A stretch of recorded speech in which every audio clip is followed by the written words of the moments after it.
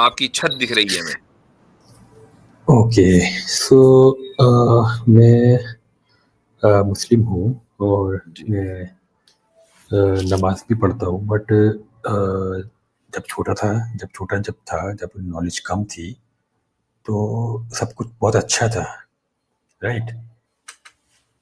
But जब थोड़ा, लेकिन कुछ बट सोच थोड़ी अलग थी, तो कुछ ना कुछ क्वेश्चन आते रहते थे, अपने जो खुद से आते थे, किसी से सीख कर नहीं, खुद से आते थे। बट अभी तो इस जब खुद से क्वेश्चन आते थे, तो उनको क्या था कि सवाल नहीं करना, ऐसे बता दिया जाता था। थोड़ा सा जोर से तो बोल लीजिए अगर मुमकिन हो। हाँ, तो वो सवाल जो आते थे, तो उनका जवाब होता नहीं, क्योंकि आम लोगों के पास जवाब नहीं होता है ना। जो हम आम लोग होते हैं, किसी के पास कोई जवाब नहीं होता, बस वो जो भी उनको अपने पेरेंट्स को देखते हैं करते हुए, वही कर रहे होते हैं, बिना समझे हुए, क्योंकि डीप नॉलेज तो किसी की भी नहीं होती है। तो लेकिन फिर बाद में लेकिन कभी भी नहीं मिला, और आप भी जो जवाब देते हैं बहुत सारे, उसमें भी ऐसा लगता है कि मैजिकली एक एक एक धर्म पे मैजिकली एक यकीन हो जाता है, और फिर उसके बाद हर चीज की सही लगने लगती है, या सही लगने लगती है, या फिर जबरदस्ती हम अपने आप से ही झूठ बोल रहे होते हैं कि ये सही है ना। तो ऐसा ही मेरे पास भी बहुत सारे सवाल हैं। तो लेकिन मैं अभी मैं सिर्फ ये बात कह रहा हूँ, मैं सवाल लिख के लाऊंगा अगले नेक्स्ट टाइम अगर मैं आ पाया तो एक सवाल ये था कि जैसे ईमान है, तो ईमान जिनका जो गणेश जी के भक्त हैं, या ऐसे किसी भक्त हैं, तो उनका और हमारा ईमान फिर सेम हो गया है ना, क्योंकि हम भी बगैर सोचे हुए कर रहे हैं, वो भी बगैर सोचे हुए कर रहे हैं, तो ईमान तो बिल्कुल सेम हो गया ना। उनका भी पूरा यकीन है, हमारा भी पूरा यकीन है, तो फिर बात तो लॉजिकली तो बात सेम हो गई है, तो कोई फर्क ही नहीं है। तो ये बात सही है कि मेरी बात, अगर मैं कहता हूँ कि वो सही है, तो फिर बात सही है ना मेरी ये बात? आपको क्या लगता है? ठीक है, आपने अच्छा सवाल किया, और इस सवाल का मैं जवाब देने की कोशिश करूंगा। थोड़ा सा मुझे डिटेल में जाना पड़ेगा, चूंकि आपने ये कहा कि भाई एक आदमी गणेश जी पर ईमान रखता है और एक आदमी अल्लाह पर ईमान रखता है, दोनों का यकीन है, तो दोनों में क्या फर्क है? देखें, जब आप किसी स्टेटमेंट पर यकीन रखते हैं, जैसे ला इलाहा इल्लल्लाह एक स्टेटमेंट है कि अल्लाह के अलावा कोई माबूद नहीं है, ये एक स्टेटमेंट हो गया। या मसलन कोई गणेश जी के ऊपर या राम जी के ऊपर यकीन रखे कि जो राम जी एक अवतार है, ये एक स्टेटमेंट है। तो वो स्टेटमेंट, अब उसमें दो पॉसिबिलिटीज हैं। पहली पॉसिबिलिटी तो ये है कि उसके गलत होने का इम्कान हो, वो गलत हो सकता हो, वो सही है लेकिन गलत भी हो सकता है। और एक पॉसिबिलिटी ये है कि वो गलत नहीं हो सकता भाई, है ना। तो ये दो पॉसिबिलिटी है, तीसरी नहीं है। अगर मान लीजिए कोई स्टेटमेंट ऐसा हो जो गलत हो सकता हो, आप कह रहे हैं कि जी राम जी ईश्वर के अवतार हैं, लेकिन ऐसा भी हो सकता है कि नहीं है, तो क्या आप इसको ईमान मानते हैं? ये ईमान नहीं है, ये ईमान नहीं है, ये असम्पशन है। ठीक है, ये चूंकि आप गलत हो सकते हैं ना, तो जो आदमी गलत हो सकता है, तो उसके उस कन्विक्शन को हम ईमान नहीं बोलेंगे। ठीक। अच्छा, एक आदमी कह रहा है कि नहीं, मैं एक स्टेटमेंट पर बिलीव करता हूं और ये गलत हो ही नहीं सकता, मैं राम जी को ईश्वर का अवतार मानता हूं, ये गलत हो ही नहीं सकता, बिल्कुल 100% एक्यूरेट है ये। अब हम ये देखेंगे, अब इसमें दो पॉसिबिलिटीज है। पहली पॉसिबिलिटी ये है कि वो रियलिटी के मुताबिक हो, दूसरी पॉसिबिलिटी ये है कि वो रियलिटी के मुताबिक ना हो। अगर वो रियलिटी के मुताबिक नहीं है, तो इसको बोला जाता है कंपाउंड इग्नोरेंस। इसको ईमान नहीं कहते हैं। मिसाल के तौर पर, एक आदमी ये कहता है कि मैं खुदा के ऊपर ईमान रखता हूं, ऐसा खुदा कि जो हमारे जैसा है, मेरे और आप जैसा है, मेरा उसी खुदा के ऊपर ईमान है।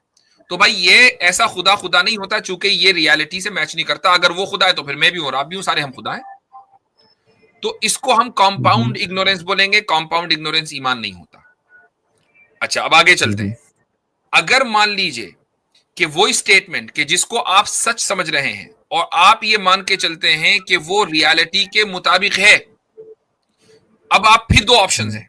पहला ऑप्शन, अगर कोई आदमी आपके जहन में शक और वसवसा पैदा कर दे और आपका ईमान उठ जाए, या तो एक ऑप्शन। ऑप्शन बी, कोई आदमी आपके जहन में वसवसा डाल दे और तब भी आपका ईमान नहीं उठ रहा है। तो ये दो ऑप्शन है। पहला ऑप्शन, पहले ऑप्शन को बोला जाता है तकलीद। तकलीद का मतलब है कि आप किसी को ब्लाइंडली फॉलो कर रहे हैं कि भाई चूंकि फला आदमी ने कह दिया तो ठीक है। अब अगर कोई आदमी आपको मजबूत दलील पेश कर देगा तो आप उसको छोड़ के इधर हो लेंगे। लेकिन जो दूसरी सूरत है कि वसवसा डालने के बावजूद भी आपका यकीन जो कि रियलिटी के मुताबिक है डगमगाता नहीं है, इसको यकीन बोला जाता है और इसको ईमान बोला जाता है। अब आप देखें, दो स्टेटमेंट हमारे सामने हैं, मसलन गणेश, विष्णु, या चलो राम जी। राम जी जो है वो भगवान के अवतार हैं, वो इस दुनिया में आए फला फला, ठीक है, पूरी कहानी है। और दूसरी तरफ आप ये कह रहे हैं कि अल्लाह का कोई अल्लाह जैसा कोई नहीं है, उसके अलावा कोई माबूद नहीं है, और वो अपने रसूल भेजता है, वो खुद इस दुनिया में अवतार बनकर खुद इस दुनिया में नहीं आता। ये दो अलग अलग स्टेटमेंट्स हैं। इन दो स्टेटमेंट्स में रियलिटी के मुताबिक कौन सा है, ये आप चेक करेंगे दलील की बुनियाद पर कि क्या खुदा को अवतार की शक्ल लेकर इस दुनिया में लोगों का पेन और उनकी पीड़ा समझने के लिए आना चाहिए, या ये कि जिसने इस इंसान को पैदा किया है वो ऑलरेडी जानता है कि ये इंसान के अंदर कितनी कैपेसिटी है, क्या कैपेबिलिटीज हैं, क्या वो कर सकता है और क्या नहीं कर सकता, किस दर से गुजर रहा है और किस दर से नहीं गुजर रहा, वो तो वहीं से जानता है, उसको इस दुनिया में आने की जरूरत नहीं है। इसका मतलब ये है कि राम जी का अवतार होना खुदा का और खुदा का उनके अंदर उतर आना, तभी तो अवतार हुए कि खुदा उसमें उनमें उतरे, तो ये रियलिटी से मैच नहीं करता। Therefore, anybody who believes in that is called compound ignorance। इसको compound ignorance या जहले मुरक्कब बोला जाता है। ठीक है, हाँ, ये बात मुझे समझ आ गई, इसमें ये स्ट्रॉन्ग आर्गुमेंट है। अब ईमान फिर वो हुआ कि जिसमें आप यकीन करें और वो यकीन इस तरीके से करें कि वो रियलिटी से मैच करता हो। और रियलिटी से मैच कैसे करेगा कि वो लॉजिकल और रैशनल है या नहीं।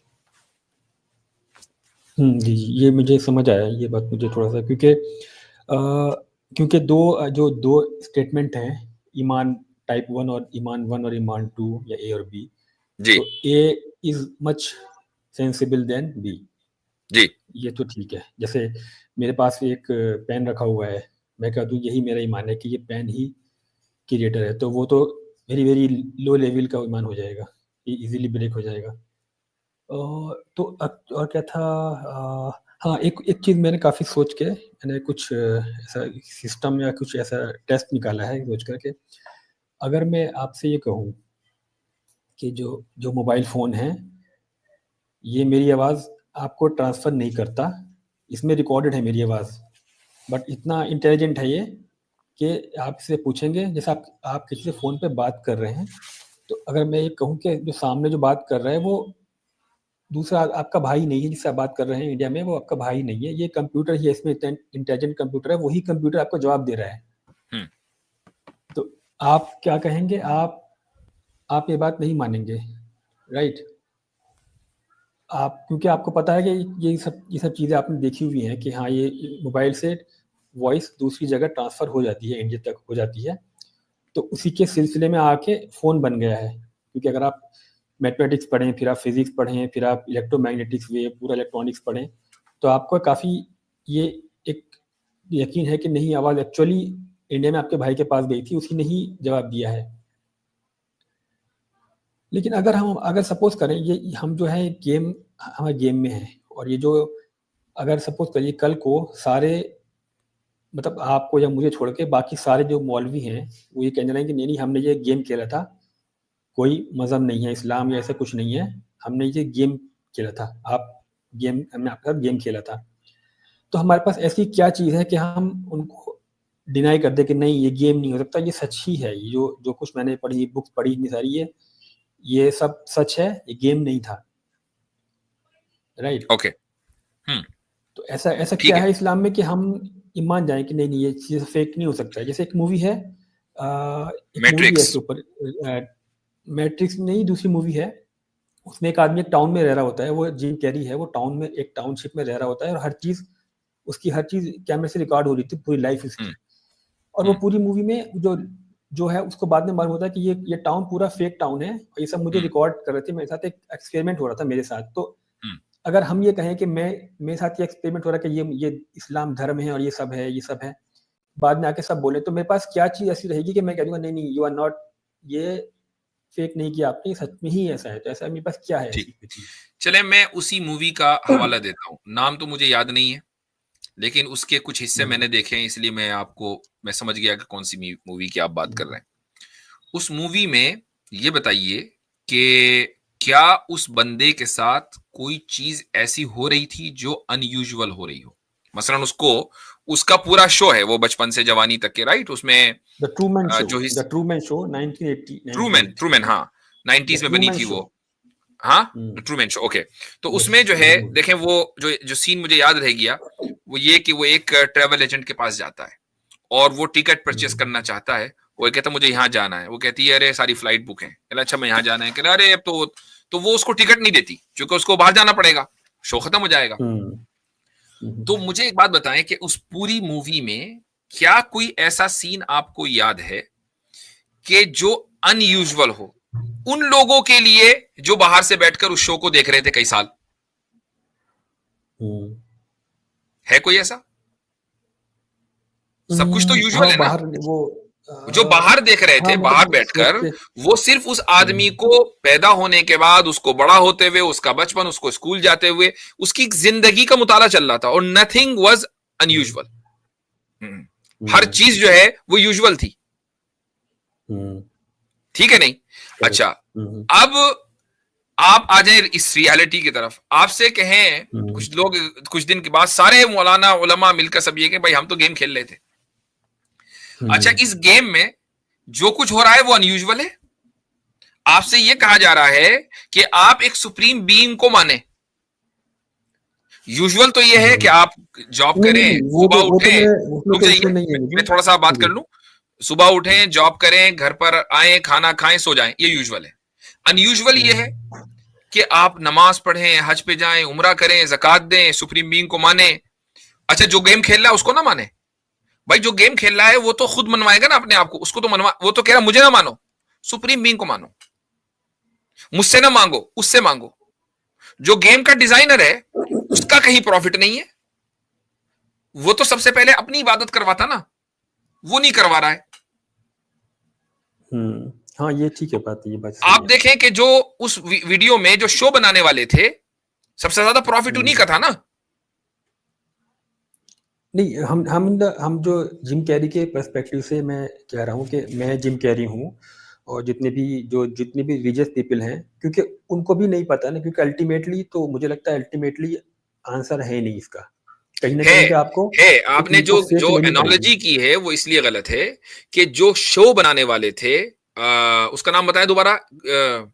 Gym Carrey Truman show. हाँ, तो जिम कैरी जो कैरेक्टर है तो उसको नहीं पता था, लेकिन जिन्होंने शो बनाया उनको तो पता था कि शो है।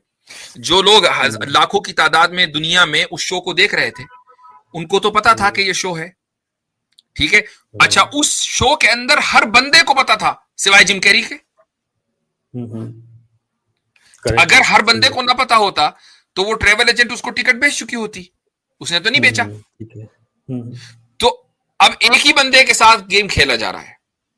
अब आप मुझे बताएं कि क्या यह मुमकिन है कि दुनिया के जितने भी उलमा हैं और हर मजहब के धर्मगुरु हैं, वो सारे मिलकर 8 बिलियन से ज्यादा जो हमारी दुनिया में मौजूद इस वक्त लोग हैं वहां, और इससे पहले जो बिलियंस हैं, उसके बाद जो बिलियंस आएंगे, सब के साथ गेम हो रहा है। भाई किसी को पता नहीं चल रहा है, कोई जिम कैरी बनकर समंदर के रास्ते से उस शो गेम से निकलना ही नहीं चाह रहा है। कोई तो हिम्मत करे ना। सही है आपकी, ये ठीक है ये बात। लेकिन मैं हजरत एक बात और भी तो है इसमें, एक बात ये भी है इसमें, एक मिनट अगर भाई, इस गुफ्तगू के बाद लोग मुझे मूवी क्रिटिक समझ लेंगे, कहेंगे मुफ्ती साहब जो ना मूवी अभी देखते हैं। हालांकि ऐसा नहीं है, मैंने उसके 2-4 ही छोटे-छोटे क्लिप्स देखे हैं जी। इसमें ये बात भी तो अहम है कि जो जिम कैरी का नाम बताया जा रहा है मूवी में, वो बंदा, और यहाँ जो एनालॉजी दी जा रही है, यहाँ पे आलिम, उलमा, धर्मगुरु और यहाँ तक कि हमारे भाई भी उसी मुआसरे में है जिस मुआसरे में गेमर भी है और प्लेयर भी है, सारे साथ पैदा हो रहे हैं, मर रहे हैं, सब इकट्ठे हो रहा है। कोई अलग सी दुनिया नहीं बसा रखी, जबकि उसके लिए तो अलग सी दुनिया बसा रखी थी, एक जहां से वो ना निकल सकता था और नहीं, ना। ये एनालॉजी दे रही, ये मैंने सिर्फ एनालॉजी दी है, मतलब मैं एक सिर्फ थ्योरेटिकल एक प्रॉब्लम जी। पोज की है थ्योरेटिकली शॉर्ट टाइम के लिए, जस्ट एज्यूम कि ऐसा है। तो इसके बाहर आने, अब मैं एक और दूसरे कहता हूँ कि जो जितने भी रिलीजन हैं, जैसे मैं मानता हूँ कि कोई है, क्योंकि मैंने नमाजें भी पढ़ी हैं, नफिल भी बोले हैं, मुझे बहुत कामयाबी मिली है, ठीक है। तो मुझे मिली है कामयाबी जिसने दुनिया बनाई है उसकी तरफ से, उसमें कोई डाउट नहीं मुझे, कोई बनाने वाला कोई है ना, उसमें तो मुझे उस इशू नहीं है, मुझे वो लॉजिक भी लगता है, मुझे मतलब एक्चुअली मेरी everything is about my feeling कि मुझे ये शुगर ज़्यादा मीठी लग रही है, सेकंड पर्सन को वही शुगर कम मीठी लगेगी। तो ऐसे ही मेरी जो फीलिंग है, आई एम सेटिस्फाइड, मेरा क्वेश्चन है ही नहीं कि क्रिएटर नहीं है, क्रिएटर है, जो भी है। और दूसरी बात, लेकिन रिलीजन कि वो क्रिएटर है, उसने कहा मुझे मेरी ये इबादत करो, मैं करता हूँ, वो अलग है, लेकिन मेरा क्वेश्चन है ये। और तो ये थोड़ा सा ऐसा है कि तो थोड़ा इतना मुझे इतना सेटिस्फाई मैं नहीं हूँ कि उसको वो ये मतलब वो क्यों चाहेगा। ये बहुत सारे क्वेश्चन है। ये क्वेश्चन ये भी है कि जितने भी, जैसे कोई प्रॉफिट आया है, कोई अवतार है, तो हम ये कहते हैं मौजज़ा कर पाते हैं, वही प्रॉफिट होते हैं। तो अगर ये सारा खेल एक एलियंस का रचाया हुआ है, सपोज कर लें, मुझे भी कर सकता है वो बहुत अच्छी बुक भी लिख सकते हैं हमारे ब्रेन, क्योंकि वो हमारे ब्रेन को स्टडी करके उनको पता है कि हमारे ब्रेन को क्या चीज़ अजीब लगेगी।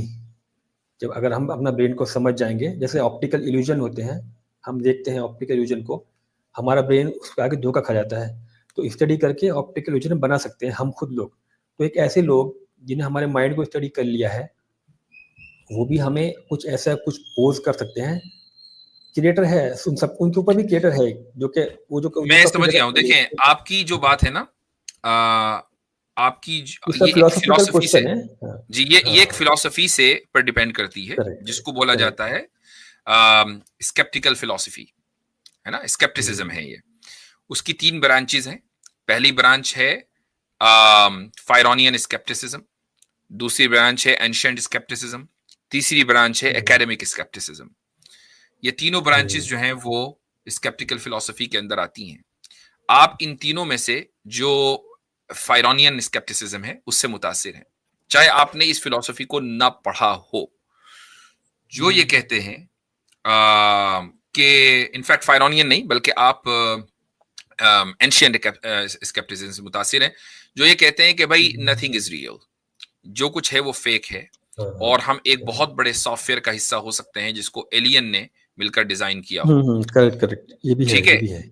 और आप पहले शख्स नहीं हैं जिसने ये बात कही है, बल्कि 2017 में इलॉन मस्क ने इस तरह की एक बात कही थी कि हो सकता है कि हम एक बहुत बड़े सॉफ्टवेयर का हिस्सा हों, ठीक है, और उस सॉफ्टवेयर को किसी सुपीरियर बीइंग ने, जो कि एलियंस हो सकते हैं, उन्होंने बनाया हो। 2 मशहूर फिजिसिस्ट थे जिनका नाम मेरे जहन से निकल रहा है इस वक्त, उन्होंने इलॉन मस्क के खिलाफ बाकायदा एक आर्टिकल लिखा था कि इतने बड़े सॉफ्टवेयर को बनाने के लिए इस कायनात में जितनी एनर्जी चाहिए वो एनर्जी हमारे पास है नहीं। यानी according to the laws of physics, जो सॉफ्टवेयर की आप बात कर रहे हैं वो पॉसिबल नहीं है कि इतना बड़ा सॉफ्टवेयर बन जाए। तो बाकायदा उसके ऊपर एक आर्टिकल है, जो आर्टिकल मैंने चंद साल पहले पढ़ा था। तो इसलिए ये समझना, तो अगर आप इस फिलॉसफी से मुतासिर है ना, तो फिर आप उसको सिर्फ धर्म या रिलीजन या मजहब पर अप्लाई ना करें, बल्कि फिर वो हर चीज पर अप्लाई करें। फिर आप ये भी कहें कि हो सकता है मैं भी रियल ना हूं, मैं एक कार्टून कैरेक्टर हूं, मेरे वालिदैन रियल ना, वो भी कार्टून कैरेक्टर हूं। एक्चुअली हाँ, इसके ऊपर मैंने एक बात सोची है। और आपने यकीनन मैट्रिक्स फिल्म भी देखी होगी। जी जी, है ना, ये आपका आइडिया वहीं से आया हुआ है, मैट्रिक्स से। मैट्रिक्स के 5 देख लिए या पहला ही देखा था? और है, हाँ, मुझे ये तो बता दे। जैसे किस, हाँ देखा है मैंने, वो देखा भी है, कुछ पहले भी था। एक्चुअली वो ल्यूसिड ड्रीमिंग भी मैंने की है, ल्यूसिड ड्रीमिंग। तो अब आप देखें उस मैट्रिक्स में क्या होता था, उसमें वो जो बंदा है वो उस सॉफ्टवेयर से निकलने की कोशिश कर रहा है ना, और उसके पीछे एजेंट लगे हुए हैं। तो वो जो ये पूरी आइडियोलॉजी है, वो एक आइडियोलॉजिकल मूवी है कि हम सारे के सारे सॉफ्टवेयर कैसा है ये बताने का मकसद है मैट्रिक्स का, ठीक है। तो इसी इसमें कोई वजह गुनाह से तो नहीं है ना ऐसा सोचने में? इसीलिए जब एंड्रू मैं टेट अगर जो मैं है जब सबसे ज्यादा मैट्रिक्स का लफ्ज इस्तेमाल करता है। हाँ, तो तो अगर मैं बहरहाल मरने के बाद हजरत वैसे थिएटर से मिलूंगा तो वैसे हजरत मुझे कोई उसको गुनाह मिला तो के नहीं 6 मिलेगा ना इस मूवियां चीज हो में? गई हैं।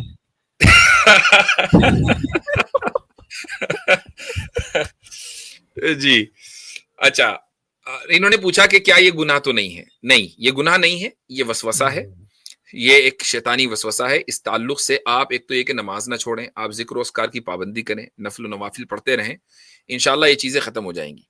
देखें, इस चीज से आपकी, अगर आप मुसलमान ना भी रहे ना, खुदा ना खास्ता आपने कहा चलो मैं रिलीजन छोड़ता हूं, आपकी ये फिलॉसफी खत्म होने वाली नहीं है और आपकी जिंदगी में सुकून नहीं आएगा, क्योंकि आप हर चीज को फेक ही समझेंगे, इंक्लूडिंग रिलीजन।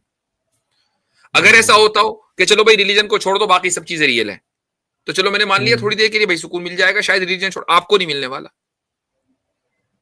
हाँ, वो भी इसलिए ठीक है, वो जो भी चीजें। फंडामेंटल एरर है ना, वो इस फिलॉसफी में है। नहीं, ये मुझे प्रॉब्लम इसलिए आई कि अगर मैं देखता हूँ कि किसी ने किसी को जुल्म किया, किसी का अनरिप्लेसेबल अनरिकवरेबल डैमेज कर दिया, किसी के साथ बहुत बड़ा जुल्म कर दिया, तो अगर अल्लाह उसको सजा दे भी दे, जब तक वो, अगर अल्लाह तो उसको अंडू भी कर सकता है ना, अंडू मीन्स वो चीज हुई ही नहीं कभी, है ना? ये एक तो अलग वो मौजू है असली चीज। मेरे भाई, ये एक अलग हाँ, मौजू है कि अल्लाह उसको अंडू कर सकता है या नहीं कर सकता, कि वो चीज कभी हुई नहीं। अल्लाह ताला को इसके ऊपर कुदरत है, लेकिन असल ये है कि अल्लाह ताला की सिर्फ जात नहीं है, उसकी सिफात भी है। करेक्ट। अल्लाह ताला की सिफात में जहां अदल है, यानी इंसाफ है, वहीं अकाउंटेबिलिटी करना भी है, कि वो लोगों को अकाउंटेबल करे, उनको जिम्मेदारी हो कि वो क्या करके आए हैं क्या नहीं। अगर हर चीज को अंडू कर दिया जाए ना, तो फिर अकाउंटेबिलिटी का जो कॉन्सेप्ट है वो खत्म हो जाएगा। हाँ, नहीं, और मैं अंडू एक चीज ये मतलब भी इस बता पॉइंट दूं, में कि मैं किसी एक को चीज ये भी बता दूं किसी जी कि इस दुनिया में हर आदमी जुल्म करेगा ये सोचकर के खुदा तो अंडू कर देगा। नहीं, जिस पे जो जो मजलूम है उसके पॉइंट ऑफ व्यू से तो उसको इंसाफ, अगर जिसने जुल्म किया है वो कितना ही सजा दे दो उसको बड़ी से बड़ी, बट जिस पे जुल्म हुआ उसको तो जुल्म हो गया ना, वो तो उसको तो एक ही तरीका है कि वो अंडू हो जाए, जैसे वो नहीं, सोकर ऐसा उठे नहीं है, उसे पता चले कि ओके ये सब ख्वाब में हुआ था। ऐसा नहीं है। मैं हाँ, आपको बताऊं कि बस अगर वही है। आपको उससे बेहतर दे दिया जाए, मसलन एक मिसाल देता हूं, एक आदमी की शादी हुई और उसको निहायत ही खराब बीवी मिली, जो उसके ऊपर बेइंतहा जुल्म करती थी, ठीक है, और उसको मेंटल हरास करती थी, और वो फिर शादी सेपरेशन के ऊपर खत्म हो गई, सेपरेशन हो गया, दोनों के रास्ते अलग अलग हो गए, उसकी फिर दोबारा शादी हुई, अब उसको जो बीवी मिली वो हूर जैसी मिली। तो मुझे एक बात बताएं कि क्या अपने उस जुल्म को, जो उसके ऊपर जुल्म हुआ है, वो ये नहीं सोचेगा कि यार अच्छा हुआ कि मैंने उसको छोड़ दिया था और मैं अपनी जिंदगी में आगे बढ़ गया था और मेरी जिंदगी में यहूर जैसी बीवी आ गई, है ना? तो वो जो जुल्म हुआ है, उस जुल्म को वो ये समझेगा कि अगर वो ना होता तो ये ना मिलती, उसका होना जरूरी था। मतलब कुछ जुल्म ऐसे भी होते हैं कि वो नहीं हो तो ज्यादा अच्छा है, जब वो होने तक ही नहीं के चाहिए कुछ। ईवल नहीं आएगा, एक दरवाजा बंद नहीं होगा ना, तो दूसरा दरवाजा नहीं खुलेगा। दूसरे दरवाजे खुलने के लिए पहला दरवाजा तो बंद होना जरूरी है। बाज मर्तबा जब दरवाजा बंद होता है तो हम ये समझते हैं कि ये जुल्म हो गया, लेकिन फिर आगे चलकर एहसास होता है कि उसका बंद होना बहुत जरूरी था। ठीक है, जी जी जी बाकी जी गुफ्तगू आपसे आगे भी करेंगे इंशाल्लाह। जी जी जरूर जी, ठीक है।